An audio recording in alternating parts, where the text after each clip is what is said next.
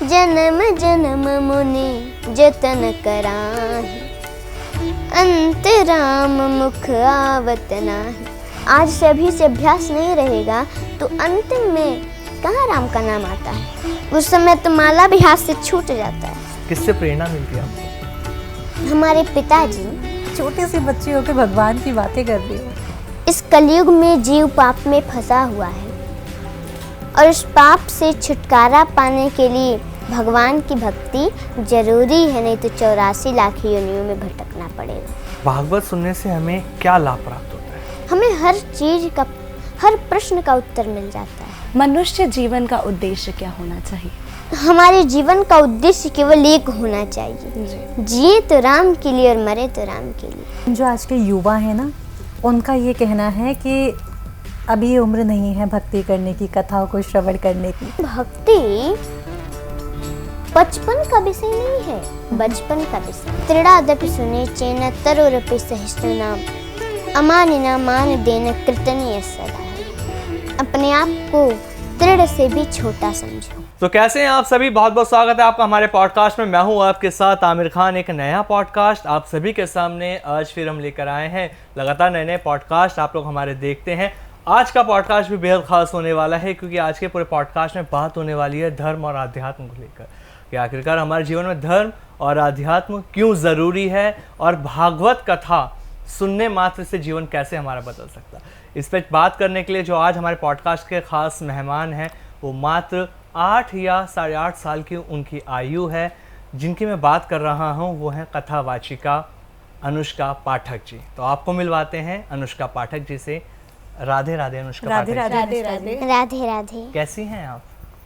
सब भगवान की कृपा है, लोगों का आशीर्वाद है। आप लोग कैसे हैं? बस आपके साथ बैठे हैं, भगवान की कृपा से हम भी बहुत अच्छे हैं जी। तो हम अपना पॉडकास्ट शुरू करें आपके साथ। कुछ सवाल आपसे बहुत सारे रहेंगे आज जी। आप स्कूल जाती हो? प्रयागराज में पढ़ते हैं। अच्छा जी। पर स्कूल तो ज़्यादा नहीं जा पाते, समय अच्छा। नहीं मिलता है। जी। तो फिर गुरुकुल जाते हैं, क्या करते हैं आप? सीबीएसई बोर्ड स्कूल में पढ़ते हैं हम। जी जी। कौन सी क्लास Fifth में भी में। आप? 5th क्लास में आप? अच्छा। तो स्कूल जाना अच्छा लगता है या भक्ति करना आपको अच्छा लगता है? हम पढ़ेंगे भी लेकिन कथा भी करेंगे। अच्छा, आप दोनों चीज़ करेंगे। उनको सब अच्छा, आप ये बताइए, जैसे आपने बोला कि स्कूल कम समय मिलता है, समय नहीं मिल पाता जाने के लिए, तो जब स्कूल जाते हैं तो आपके कुछ मित्र होंगे, कुछ सहेलियां होंगी। आपको क्या बोलते हैं कि इतनी छोटी हो, स्कूल आओ या कथा कर रही हो, ऐसा बोलते हैं आपको? नहीं नहीं बोलते? उनको कहते हैं पर हमको भगवान की कथा अच्छी लगती है। अच्छा तो एक पंजाब की साइंटिस्ट है, वही हमको पढ़ाती है। अच्छा। तो आप जैसे आप जो आपको वो बोलते हैं, तो आप उनको बोलती नहीं हो कि भगवान की कथा करना, उनकी भक्ति करना सबसे बड़ी चीज़ है, आप भी किया करो? आप उनको नहीं बोलते कि आप भी पूजा करो, कथा सुनने आओ, मेरी कथा सुनने आओ, ऐसे बोलते नहीं हो आप? कहते हैं। हाँ। जी। देखिए, जैसे पढ़ना भी जरूरी है। बिल्कुल। अब ऐसा थोड़ी है कि भगवान की कथा करें तो केवल उसी में मुझे पढ़े ही ना। जी। पढ़ना भी जरूरी है और उसमें भगवान की भक्ति भी जरूरी है। बिल्कुल। अनुष्का जी, आप सुखदेव जी कहते हैं कि हे राजा परीक्षित, जी। इस कलयुग में जीव पाप में फंसा हुआ है और इस पाप से छुटकारा पाने के लिए भगवान की भक्ति जरूरी है, नहीं तो 84 लाख योनियों में भटकना पड़ेगा। जी। अनुष्का जी, जैसे आप कह रहे हो कि आप स्कूल नहीं जाते, कम जाते हो, आपकी आयु के बच्चे गुड़ियों से खेलते हैं, खेल कूद में व्यस्त रहते हैं, टीवी देखते हैं, आप नहीं देखते? आपको पसंद नहीं है ये सब? नहीं, क्यों? उनको भगवान की कथा ही अच्छी लगती है। कथा ही अच्छी लगती है। और कथा करने से आपको क्या मिलता है, कैसा आनंद आता है, वो हमारे साथ शेयर करिए। अच्छा लगता है, उससे लोगों का कल्याण होता है, लोगों को एक अच्छा मार्गदर्शन मिलता है। जी। तो आपको ऐसे नहीं बोलते छोटी सी बच्ची हैं, इतनी बड़ी बड़ी बातें करते हो? और जैसे कि आपकी कथा में तो सब उम्र के लोग आते होंगे, बूढ़े बुजुर्ग भी आते होंगे, वो आपको कैसे स्नेह करते हैं कि छोटी सी बच्ची हो के भगवान की बातें कर रही हो? सब लोग बड़ा प्यार दुलार आशीर्वाद देते हैं। अच्छा, आप उनको क्या बोलते हो फिर? मतलब आपको आके क्या बोलते हैं, थोड़ा सा हमें बताओ कि जैसे कि कोई बड़ा आया तो आपको क्या बोलता है आकर के, बिटिया इतनी छोटी सी हो, अभी से कथा कर रही हो, पढ़ाई लिखाई करो, या क्या बोलते हैं? कहते हैं सभी लोग, हाँ हाँ। कहते हैं कि आप इतनी छोटी उम्र में कैसे कथा कर लेती हैं। तो कहा गया है मूकम करोति वाचालम जी। पंगुम लंघयते गिरिम यत् कृपा तुमहम वंदे परमानंद माधवम। मतलब जो गूंगा है वो भगवान की कृपा से प्रवचन करने लगता है, बोलने लग जाता है। जो लंगड़ा है वो पर्वत लांग जाता है। तो हम पे भी भगवान की कृपा है, हम कथा कह रहे हैं जी। तो कौन सी बहुत बड़ी बात है। भगवान की कृपा हुई तो जो त्रिवक्रा थी 3 जगह से टेढ़ी थी ना, जी। भगवान की कृपा हुई तुरंत सीधी हो गई, अप्सरा बन गई। तो भगवान की कृपा हो जाए तो कौन क्या नहीं कर देता है। सही बात। अच्छा, भगवान की कृपा पाने के लिए और क्या क्या कर सकते हैं? जैसे हर इंसान तो कथा नहीं कर सकता है, तो और क्या क्या कर सकते हैं अपनी दिनचर्या में? क्या क्या चीज़ शामिल कर सकते हैं जिससे भगवान की भक्ति हम कर सके और उनका आशीर्वाद पा सके? भक्ति का मतलब क्या होता है आप जानती हैं? नहीं, मैं आपसे जानना चाहूँगी। भक्ति का मतलब केवल यही नहीं होता कि माला ले लें और दिन भर बैठ करके जय श्री कृष्ण जय श्री कृष्ण जय श्री कृष्ण करते रहें। मन में मुख से बोल रहे हैं जय श्री कृष्ण और मन में सोच रहे हैं कि हमारा पड़ोसी कैसे इतना आगे बढ़ रहा है। ये भक्ति नहीं है। सही बात। किसी के बारे में कभी गलत नहीं सोचना चाहिए। मन कर्म वचन से तीनों प्रकार से भक्ति करे तब कल्याण होगा ना। जी। मन में भी भगवान का ही चीज सोचें, नहीं तो केवल माला लेकर बैठ जाया जाए तो भोजन कहाँ से मिलेगा? सही बात। मिलेगा? आप ही बता दीजिए। नहीं। भोजन नहीं मिलेगा। इसलिए अपना कर्म भी जरूरी है और उसमें भक्ति भी करते रहे तो कल्याण हो जाएगा। बहुत सुंदर।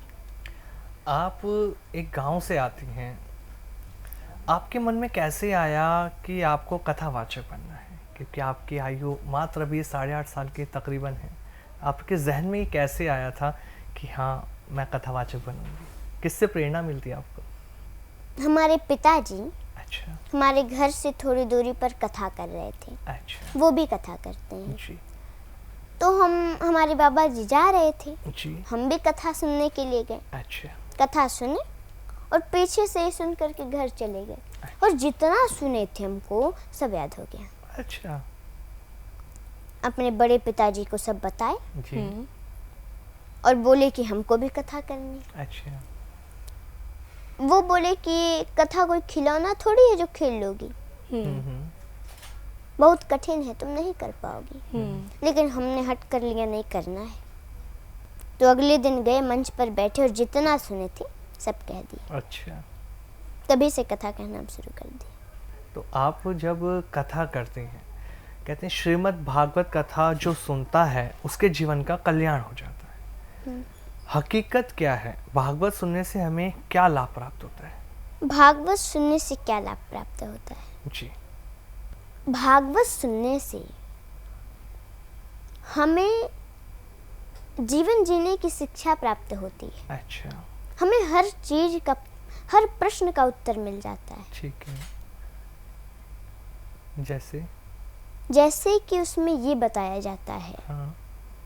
हम लोग हैं हमेशा दूसरे की बुराई में पड़े रहते हैं, बुराई करते रहते हैं, बिल्कुल संसार में पड़े रहते हैं। तो उसमें क्या भागवत जी में बताया गया है जी। कि किसी की बुराई नहीं करनी चाहिए। और भागवत जी का तो एक ही सार है भागवत जी का या सभी वेद पुराणों का सार क्या है? बताइए आप। चैतन्य महाप्रभु कहते हैं कि त्रिणादपि सुने चेन तरोरपि सहिष्णुनाम अमानिना मान देन कृतनीय सदा हरि। अपने आप को तृण से भी छोटा समझो। हम कितने भी बड़े हैं, डीएम, एसडीएम, मंत्री, प्रधानमंत्री, हम कथावाचक जी, हम राजा जी, हई हो, हम कितने भी बड़े हैं, पर हमेशा अपने आप को एक तिनके से भी छोटा समझना चाहिए। नहीं, सब हमसे बड़े हैं, हम सबसे छोटे हैं। और वृक्ष जैसा सहनशील बनना चाहिए, वृक्ष जैसी सहनशीलता होनी चाहिए। जी जी। वृक्ष जो है, आम का वृक्ष है, हम पत्थर मारते हैं या डंडा मारते हैं तो हमें फल देता है जी। पर कभी ये कहता है कि हमें क्यों डंडा मार रहे हो, नहीं। क्यों पत्थर मार रहे हो? नहीं। उसका फल हम लोगों के लिए है, जी। फिर भी उसके द्वारा हम लोगों का कल्याण होता है, फिर भी वो कभी ये नहीं कहता क्यों मारते हो। बिल्कुल। इसलिए वृक्ष जैसी सहनशीलता होनी चाहिए। अमानिना मान देना, किसी की बुराई नहीं करनी चाहिए, हमेशा दूसरों को सम्मान देना चाहिए। और जो व्यवहार अपने लिए बुरी लगती हो वो किसी के साथ नहीं करनी चाहिए। आत्मना प्रतिकूलानि परेशान समाचे। जी। जो व्यवहार अपने लिए बुरी लगती हो किसी के साथ न करें और अपना कर्म करते हुए भगवान की भक्ति करें तो कल्याण हो जाएगा। बहुत सुंदर। कहा गया है काम करते चलो, नाम जपते चलो, हर समय कृष्ण का ध्यान धरते चलो। काम की वासना को मिटाते चलो, कृष्ण गोविंद गोपाल गाते चलो। याद आएगी उनको कभी न कभी, प्रभु दर्शन तो देंगे कभी न कभी। ऐसा विश्वास मन में जगाते चलो, कृष्ण गोविंद गोपाल गाते चलो, बहुत सुंदर। तो कल्याण हो जाएगा। जी। आपने जैसे कि बोला कृष्ण गोविंद गोपाल गाते चलो, लोग बहुत बहाने देते हैं, बहुत बहाने होते हैं लोगों के पास। नहीं है समय, बिल्कुल टाइम नहीं है। अगर कथाओं की बात करें, कथाओं को श्रवण करने का आपने लाभ हमें बताया, लेकिन जैसे कि हम सभी जानते हैं कि कथाओं से लाभ तो मिलता है, लेकिन कथाओं को सुनना भी तो पड़ेगा ना, जाना तो पड़ेगा ना। नहीं, केवल जाने से नहीं होगा, यही तो दिक्कत है ना। अच्छा। हम लोग सोचें कि कथा हो रही है, वहाँ जाकर ऐसे बैठ जाएं वो और भी तो मन नहीं में करना सोचें चाहते। अरे हमारे घर पे हमारी भैंसिया खा रही होगी हमारे घर के लोग कैसे होंगे, क्या हो रहा होगा, तो इससे कल्याण थोड़ी होगा। जी। कथा में जब हम आते हैं तो केवल कथा सुनना चाहिए ध्यान से। कथा में आए 10 बार घड़ी देखते हैं, अरे अभी आधा घंटा ही हुआ, अरे अभी 10 ही मिनट हुआ, 5 ही मिनट हुआ, जल्दी से आरती हो जाता है तो हम अपने घर जाते हैं। लेकिन जब कथा होती है तो उसी में मग्न हो जाना चाहिए। जैसे हमारे प्रबंधक जी जो हैं वो मग्न हो जाते हैं। अच्छा। श्री अनुज विद्यार्थी जी कथा सुनते सुनते उसी में झूमने लग जाते हैं। तो वैसे ही सबको कथा सुननी चाहिए, केवल बैठने से थोड़ी काम चलेगा, मन से सुनना पड़ेगा जी। इस कान से सुनकर इस कान से निकालना नहीं है। बिल्कुल। एक मूर्तिकार था, अब वो मूर्ति बनाता था बड़ा सुंदर सुंदर। एक दिन 2 मूर्ति एक जैसा बनाया, एक वजन का, एक तरीके से सब कुछ, और बाजार में ले गया बेचने। बोला एक है 5,000 की और एक है 5 लाख की। अच्छा। लोगों ने कहा अरे मूर्ति एक जैसी, वजन एक जैसा, सब कुछ एक, फिर भी एक 5,000 एक 5 लाख, ऐसे क्यों? तब तक एक संत जी आए, बड़ी भीड़ थी, बोले ये क्यों इतनी भीड़ लगी है, देखिए ऐसी ऐसी बात है। तो एक सुतली ली, उसको गीला कर दिए और ऐसे ऐसे उसको कर दिए, खूब पतला बना करके एक मूर्ति के कान में डाले, सीधे इस कान में डाले, इस कान में बाहर निकल आया। बोली ये है 5,000 की। अच्छा। मूर्तिकार ने कहा बिल्कुल सही। फिर एक मूर्ति के कान में डाली, सीधे इस कान से डाली और सीधे पेट में चला गया। अच्छा। बोले ये है 5 लाख की। मूर्तिकार ने कहा बिल्कुल सही। इसलिए महाराज हम लोगों को 5000 वाली मूर्ति नहीं बननी है, 5 लाख वाली बननी है, तभी कल्याण होगा। हृदय में उतारना पड़ेगा। जब तक हृदय में नहीं उतारेंगे ना, केवल सुनने से काम नहीं चलेगा। केवल हम लोग कहते हैं अरे हम वहाँ गए थे, कथा सुने, कथा सुने, क्या सुने? सही बात। पूछने पे भूल जाते हैं। उसको हृदय में उतारना पड़ेगा, चिंतन करने पड़ेगा, मनन करना पड़ेगा, तब कल्याण होगा। किस तरह से शुरू करें श्री कृष्ण की भक्ति करना? कहाँ से शुरुआत करें? कथाओं से ही? ऐसी कोई बात नहीं है कि केवल कथा में जाकर भक्ति शुरू होगी। कहाँ से शुरू होगी? और भक्ति का कोई ये नहीं हो सकता क्लास की तरह थोड़ी ही है कि 1 में, फिर 2 में, फिर 3 में, फिर 4 में। भक्ति कई प्रकार की होती है। अब जैसे आप भगवान से दुश्मनी निभा कर भी उनका याद करें तो भी वो भी भक्ति ही है। बस प्रभु ये कहते हैं कि मन से किसी भी तरीके से याद करो, उनको प्रेम से अपना सखा मान के याद करो, वो भी भक्ति है जी। उनको अपना पुत्र मानो तो भी वही भक्ति है। अब केवल रसना वाला नहीं है कि अच्छा आप बोले कि पुत्र मानो, सखा मानो, तुम अपना पुत्र मानो, ये हो गया। नहीं, चिंतन करना पड़ेगा, उनसे प्रेम करना पड़ेगा, जैसे हम लोग संसार में करते हैं। बीवी, पति, पत्नी, बेटा, बेटी, माँ बाप से करते हैं। वेद, पुराण, उपनिषद, मीमांसा वगैरह में कोई दूसरी बात नहीं है, कोई नई बात नहीं है, सब साधारण। अच्छा, अब तक आपने कितनी कथाएं की हैं? कितना वक्त हो गया आपको कथाएं करते हुए? अभी 3 साल से कर रहे हैं। 3 साल से आप कथा कर रहे हैं। कितनी कथाएं आपकी हो चुकी हैं? कितनी कथा? वही 26-27 कथा। 26-27 कथा आप कर चुकी हैं। जी। आपकी कथा का लोगों के लिए उद्देश्य क्या है? और जो छोटे बच्चे आपकी उम्र के, देखिए आपकी उम्र जितनी है ना, उतने हमारे घर में भी बच्चे हैं छोटे छोटे, लेकिन उनको क्या चाहिए? फ़ोन चाहिए, उनको टीवी चाहिए, उनको खेलना, उनको चॉकलेट, उन्हें ये सब चाहिए। लेकिन आपको भगवान का नाम मिला है, तो और बच्चे जो करते हैं, क्या आपका मन नहीं करता ऐसा करने का? आपने पूछा कि श्रीमद् भागवत कथा, श्री राम कथा करने का हमारा अभिप्राय क्या है, अच्छा, उद्देश्य क्या जी। है। तो हमारा उद्देश्य यही है कि इससे लोगों को मार्गदर्शन मिले, जी। क्योंकि हम सभी लोग ना पतन की तरफ जा रहे हैं, हाँ, ताकि उससे बचें। कहा गया है जी। काल ब्याल मुखग्रास त्रास निर्णासयितवे श्रीमद् भागवतम शास्त्रम कलौ की रेड़ भाषितम। हम सभी लोग काल रूपी सर्प के मुख में बैठे हैं और वो अपना मुख ऐसे खोला हुआ है, और जब काल का टाइम आया अपना मुख बंद करेगा, हम सभी लोगों को क्रस लेगा, खा जाएगा। और अगर इससे बचना है तो भगवान की कथा सुननी पड़ेगी, बिल्कुल जी। भगवान की भक्ति जरूरी है, नहीं तो दूसरा कुछ नहीं।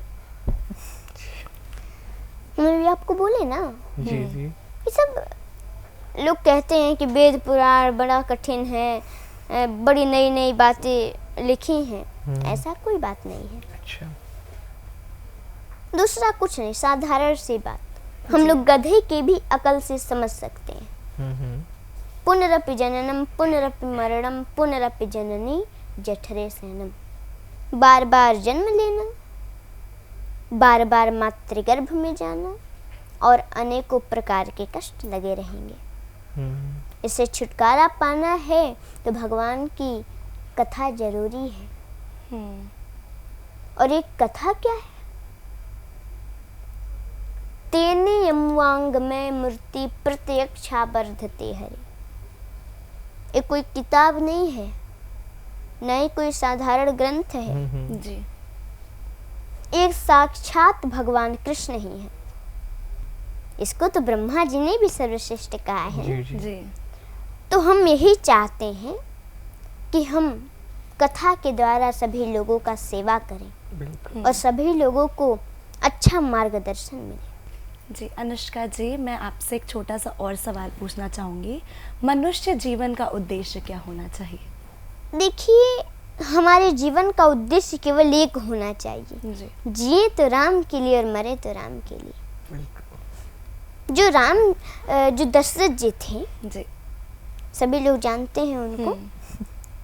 वो जिए तो राम के लिए जिए और मरे तो राम के लिए मरे, और यही सबके जीवन का उद्देश्य होना चाहिए। ये मनुष्य शरीर हमको मिला है ना, भक्ति जो है इसी में हो पाएगी ना। जी जो चींटी है वो यदि कथा करवाना चाहे तो कैसे करवाएगी? सही बात। हम लोगों की इतना सुविधा तो पाती नहीं है हम्म जो बुला ले किसी को कथा सुनने के लिए।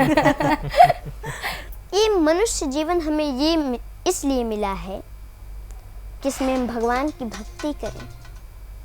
हाथ मिला है तो भगवान के सामने हाथ जोड़ें। जी आँख मिला है तो भगवान का दर्शन करें। जिह्वा से राम का भजन करें। भगवान से प्रेम करें। जी इस संसार से प्रेम करने का कोई मतलब नहीं है। सब मतलबी हैं, सब अपने मतलब से साथ देते हैं। सही बात। जब तक आप सुख में हैं सब साथ देंगे, सही बात। पर दुख के समय में केवल राम साथ देते हैं। और हम लोगों का भी गलती है ना, जब सुख है तो राम को भूल जाते हैं। सही दुख बात। में केवल वही याद आते हैं, अरे भगवान ठीक कर दो, अरे भगवान ठीक कर सही दो। बात है। लेकिन ऐसा नहीं करना चाहिए, हमेशा भगवान को याद करना चाहिए। और हम आपको एक बात बता दें कि जब सुभद्रा को मांगना हुआ जी तो क्या मांगा आपको पता है? भगवान से लोगों ने समझा अरे संसार का धन दौलत मांगेगी, पर वो तो भगवान की बहन है ना। उन्होंने क्या मांगा? हे प्रभु, कृष्ण त्वदीय पद पंकज पंजरान्त्य दैव में विसतु मानस राजहंसा प्राण प्रयाण समय कफवात पित्तै कंठावरोधन विधौ स्मरणम कुतस्ते। आज से अभी से ये मन रूपी राजहंस आपके चरणों को छोड़कर कहीं जावे ही नहीं। भगवान ने कहा ये क्या कहती हो बहन? लोग बुढ़ापे में भक्ति करते हैं और तुम अभी से भक्ति मांग रही हो? ये क्या भरी जवानी में भक्ति मांग रही हो? सुभद्रा ने कहा हाँ, जन्म जन्म मुनि जतन कराही अंत राम मुख आवत नाही। यदि अभी से आज से अभी से अभ्यास नहीं रहेगा तो अंतिम में कहाँ राम का नाम आता है? उस समय तो माला भी हाथ से छूट जाता है। सही बात। कुंती माता को मांगना हुआ तो क्या मांगी? बोली कि हे प्रभु मुझे दुख दो, विपत्ति दो, विपत्ति पर विपत्ति, दुख पर दुख आती रहे। भगवान ने कहा कि दुख भोगते भोगते भी तुम्हारा पेट नहीं भरा तो फिर विपत्ति मांग रही हो? जब से जन्म हुआ तभी से केवल दुख भोग रही हो और फिर दुख मांग रही हो। आज तो सुख का समय आया, राजमाता कहलाने का अवसर आया, तुम फिर दुख मांग रही हो। माता कुंती ने कहा आज तक मैं दुख में थी तो आप मेरे साथ थे, और देखिए ना अब सुख का समय आया, आप हमें छोड़कर जा रहे हैं। हे प्रभु, सुख के माथे सिल पड़े जो हरि हृदय से जाए, बलिहारी वा दुख के जो पल पल नाम जपाए। उस सुख को तो मैं पत्थर से मारती हूँ जिसमें आप भूल जाते हैं। और उस दुख को मैं हृदय से लगाती हूँ, मैं अपने माथे से लगाती हूँ, जिसमें आप बार बार याद आते हैं। जी। इसलिए महाराज भगवान से भक्ति होना जरूरी है। ये जीवन हमें मिला है कि भगवान की भक्ति करें, जी। ताकि भगवान की प्राप्ति हो जाए। बहुत सुंदर। आपने इतना सुंदर हमें समझाया कि भगवान की प्राप्ति होनी चाहिए, बहुत सारे एग्जाम्पल्स आपने हमें दिए। लेकिन जो आज के युवा हैं ना, उनका ये कहना है कि अभी ये उम्र नहीं है भक्ति करने की, कथाओं को श्रवण करने की, 50-60 के हो जाएंगे तब आराम से सुनेंगे। उनको आप क्या कहेंगी?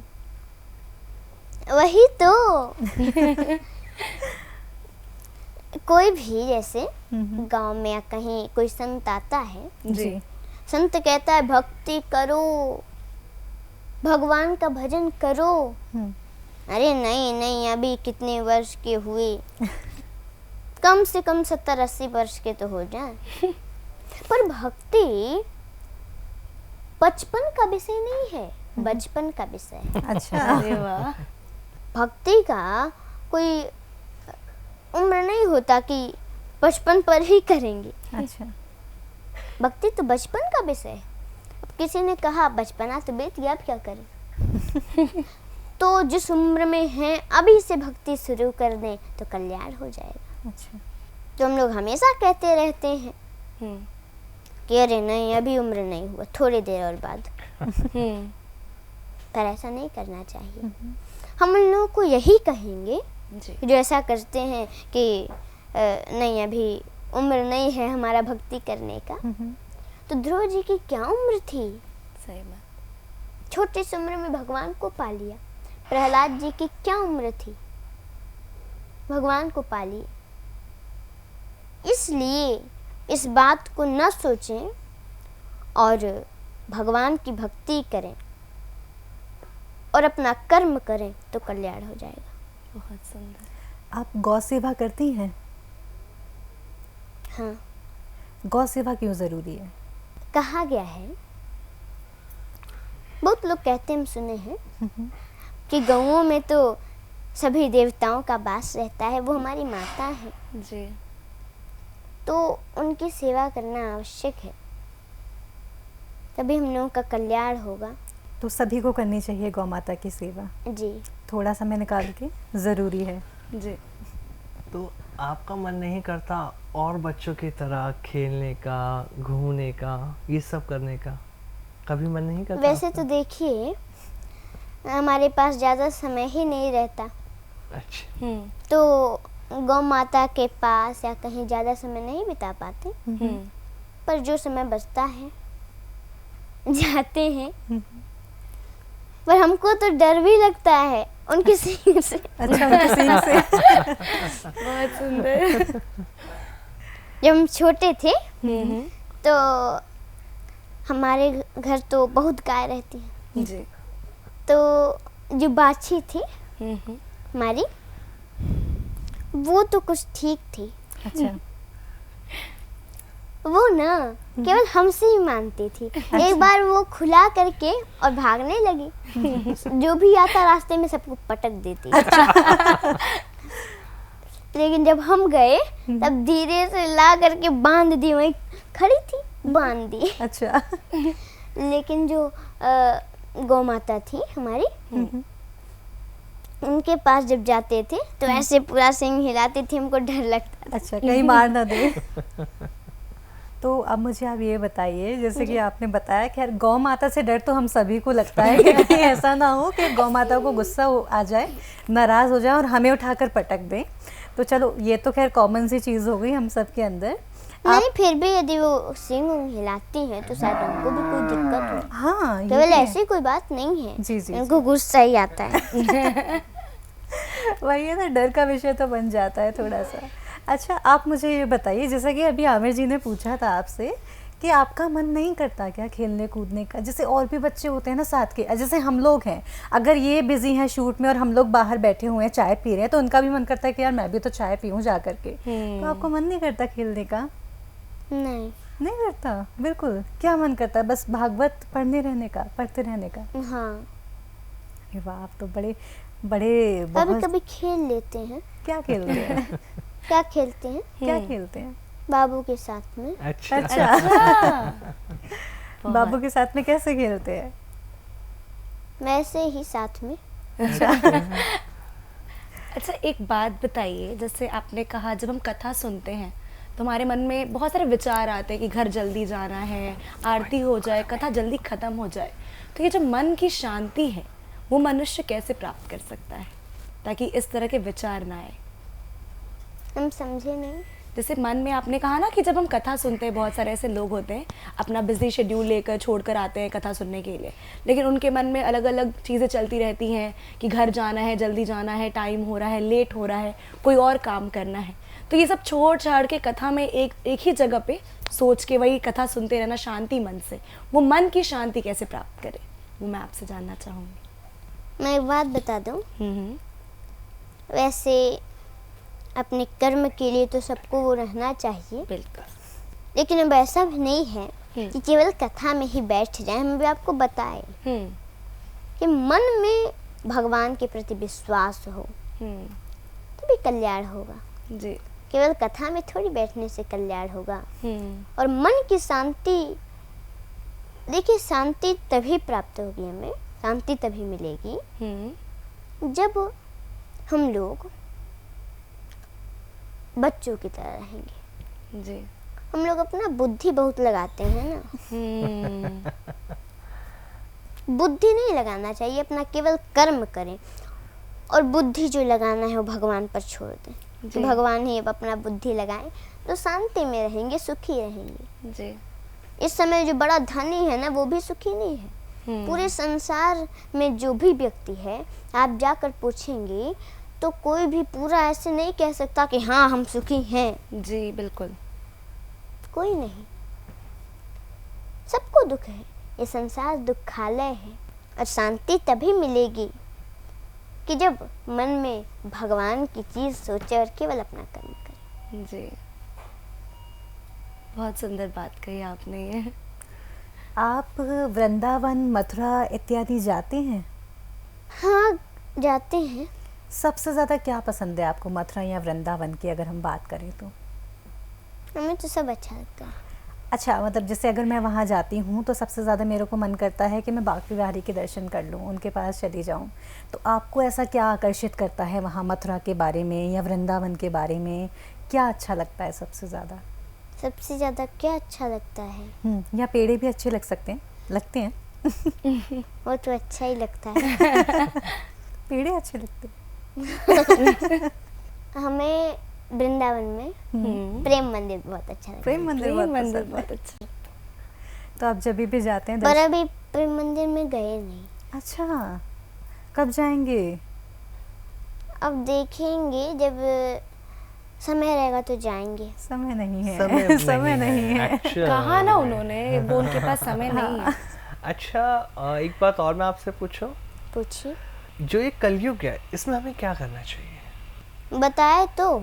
कलयुग में ना हम कुछ भी सही नहीं कर पा रहे। छोटे छोटे बच्चे जो है ना, माँ बाप अपने बच्चों को ना सही मार्ग नहीं दिखा पा रहे। तो कैसे सही मार्ग दिखाया जाए उन बच्चों को? हम समझे नहीं आपकी बातों को। हम आपसे ये पूछना चाहते हैं, आज की डेट में जो छोटे बच्चे हैं वो सही मार्ग पर नहीं चल पा रहे। उनके माँ बाप ना, जो भी हमारे माता पिता हैं, छोटे बच्चों को सही दिशा नहीं बता पा रहे, उनके जीवन की दिशा एक्चुअल में क्या है।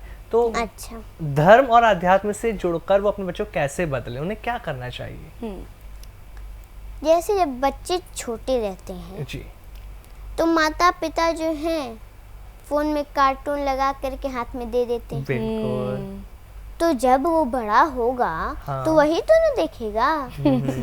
जो कार्टून में चलेगा वही सीखेगा वो। हाँ, सही हाँ। बात। तो वो लोग रामायण दिखाएं, भगवान की कथाएं सुनाएं, तब ना बच्चों को अच्छा मार्गदर्शन मिलेगा। सही बात। अच्छा अनुष्का जी, मुझे आप एक चीज़ और बताइए। बच्चों की बात कर रहे हैं तो थोड़े बड़े बच्चों की बात भी कर लेते हैं जो पढ़ाई के चलते बहुत ज़्यादा स्ट्रेस में चले जाते हैं, परेशान हो जाते हैं, जीवन लीला को समाप्त करने की बात करते हैं, सोचते हैं और ऐसा कदम भी उठा लेते हैं। क्या अपनी जीवन लीला को समाप्त करना किसी भी सिचुएशन में, किसी भी स्थिति में ठीक है? देखिए, ऐसा किसी को नहीं सोचना चाहिए।